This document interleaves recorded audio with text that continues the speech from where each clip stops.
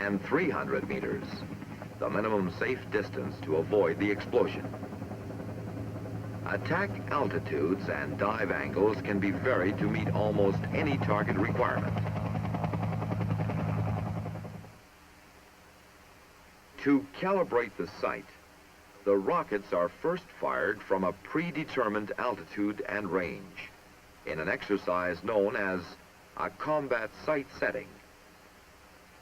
At 60 knots airspeed, 600 feet altitude, and 1,250 meter range, a series of 3 rockets are fired.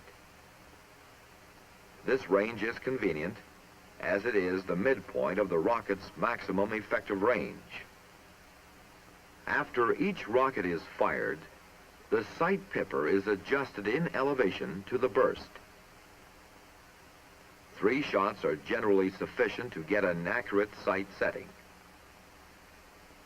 It is important to establish the same flight conditions on each pass.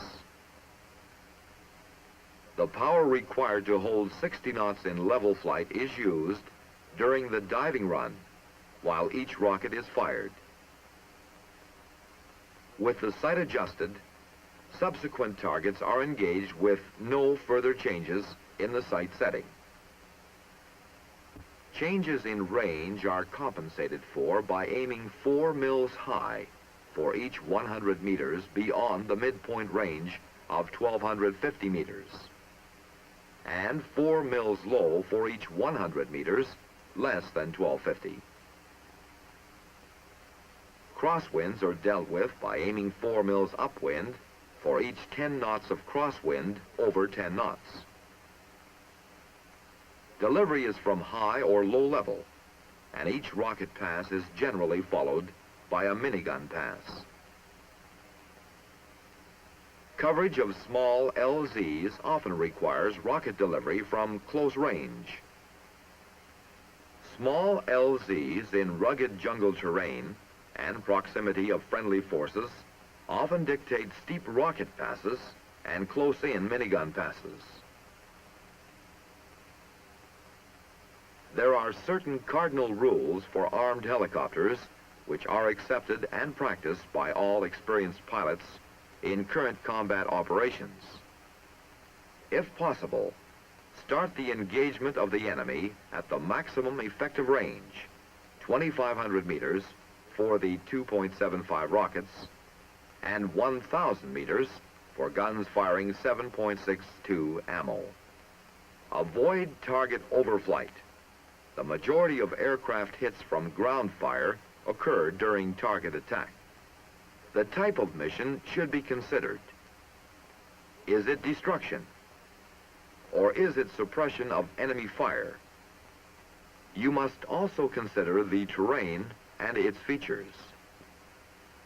Avoid flying parallel to terrain features which, if occupied by an enemy unit, would give them an advantage in observation and firepower.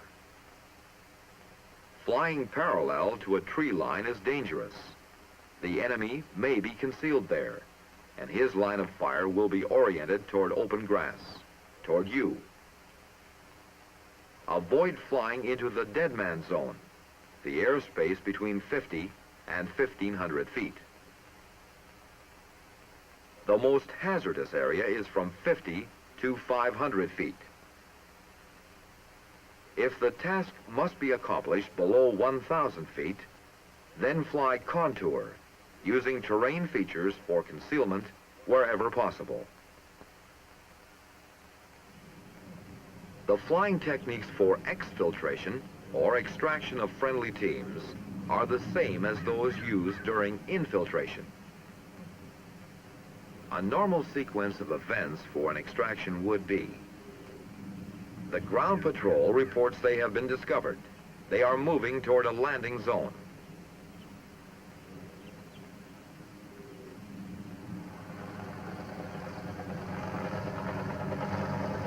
An airborne controller launches his U-10. He will assist in directing the team to a landing zone where they can be picked up. He will also determine the seriousness of the situation. Gunship crews get ready for immediate launch.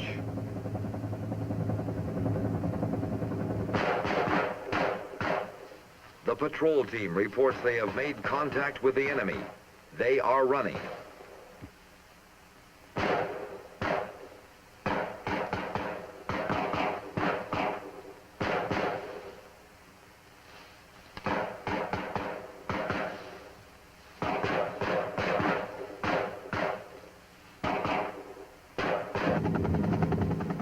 Gunships launch and are directed to the area by the forward air controller.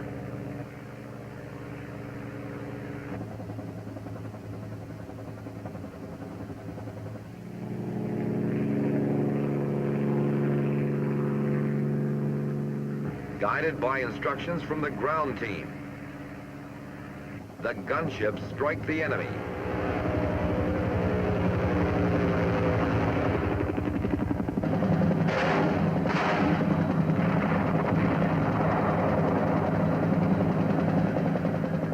The forward air controller gives headings and distance to the ground team. They will arrive at nearest landing zone in about 15 minutes.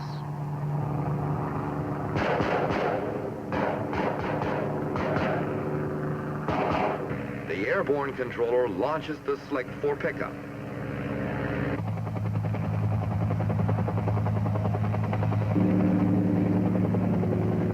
The patrol team reports they are in the landing zone and receiving fire.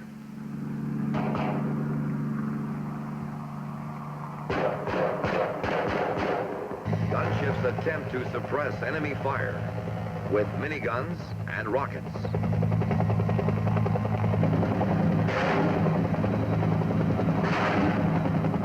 A second set of gunships is launched to replace the first pair, whose ordnance is about expended.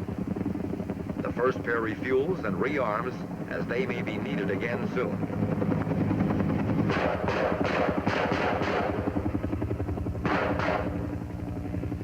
The patrol team reports from the LZ. There is no further firing from the enemy. The gunships confirm that they are not being fired upon. They call the pickup helicopter in to recover the team.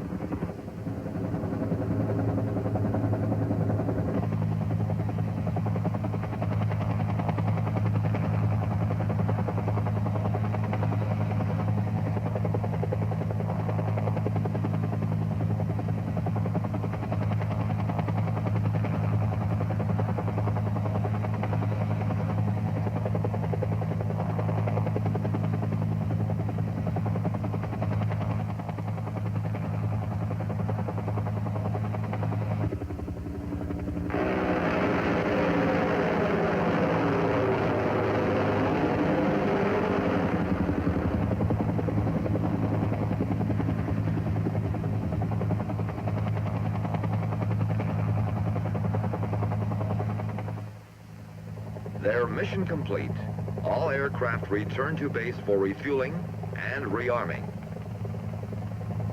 The versatility of the Air Force helicopter, its ability to land almost anywhere in remote areas or rugged terrain, its reliability and firepower all make it a formidable weapon system. The Huey is unexcelled in a counterinsurgency role.